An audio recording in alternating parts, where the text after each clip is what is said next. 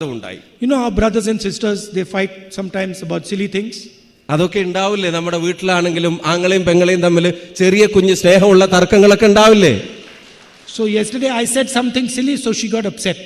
അപ്പൊ ഞാൻ ചെറുതായിട്ട് ഒരു തമാശ പോലെ ഒരു കാര്യം പറഞ്ഞപ്പോൾ ഇന്നലെ ആൾക്ക് ചെറിയ അസ്വസ്ഥത വന്നു. So she was not talking to me yesterday. സത്യം പറയാ ഇന്നലെ പിന്നെ പുള്ളിക്കാരി എന്നോട് മിണ്ടിയിട്ടേ ഇല്ല. You understand? So then I went to see my mother and I told my mother,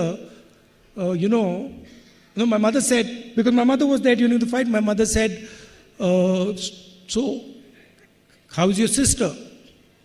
ഞാൻ അതിന് ശേഷം നേരെ എൻ്റെ അമ്മയുടെ അടുത്തേക്ക് പോയി. ഞാൻ അമ്മയുടെ അടുത്ത് എത്തിയ ഉടനെ അമ്മ എന്നോട് ചോദിക്കുന്നു, സഹോദരി എങ്ങനെയുണ്ട്, പെങ്ങൾ സുഖമായിട്ടിരിക്കുകയാണോ എന്ന്.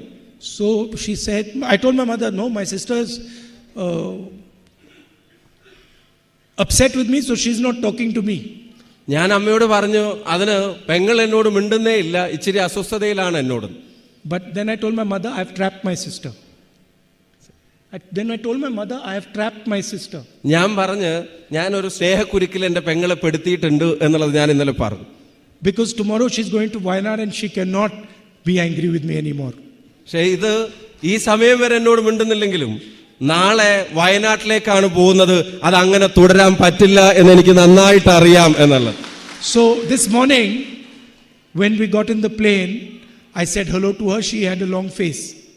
ഇന്ന് രാവിലെ കാലത്ത് ഇങ്ങോട്ടേക്ക് വരാൻ വേണ്ടി വിമാനത്തിൽ കയറിയ സമയത്ത് ഞാൻ ചെറുതായിട്ടൊരു ഹലോ പറഞ്ഞു.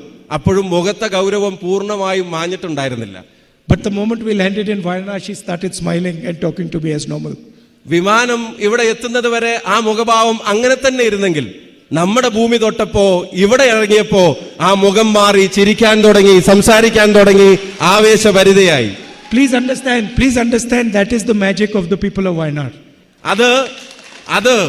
അത് മറ്റൊന്നുമല്ല, അത് വയനാടൻ ജനതയുടെ സ്നേഹത്തിന്റെ മാന്ത്രികതയാണ് എന്ന് പറയാൻ ഞാൻ ആഗ്രഹിക്കുന്നു.